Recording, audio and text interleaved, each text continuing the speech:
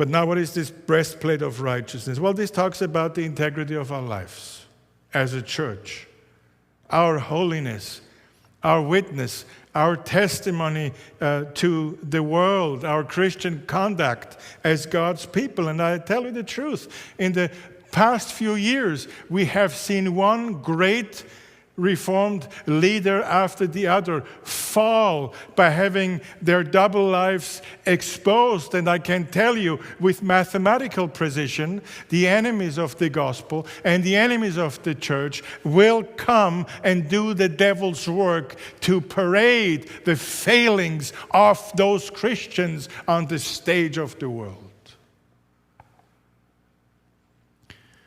What scares me most is that these cases, every single one that I know of, were exposed and were never the result of personal repentance and confession. I don't know a single one of these great names that fell in the past 2 years that just came and said, I need to come clean.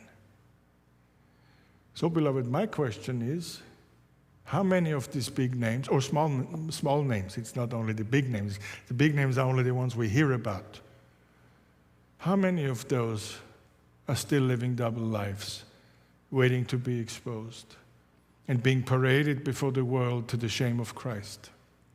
Think about this, and then you probably will understand, well, there is an increasing sentiment of suspicion against pastors. It always hits all of us, right? Because people don't know. People sit in the church, and I understand they ask themselves, who can we trust anymore? I mean, there were men who I looked up to. I thought, this would have been the last one I would ever thought would lead a double life. Well, I need to learn about total depravity too. So this is the situation that the church is in, but we have to have a testimony of righteousness. We have to have this kind of relationship with each other where when we are troubled and when we are drawn into some sinful lifestyle or behavior, that we have such of a relationship that we can speak about it and help each other out. This language of the breastplate of righteousness is also used in Isaiah 59, verse 17, where our greatest heavenly warrior is being described. For he put on righteousness as a breastplate. God is righteousness.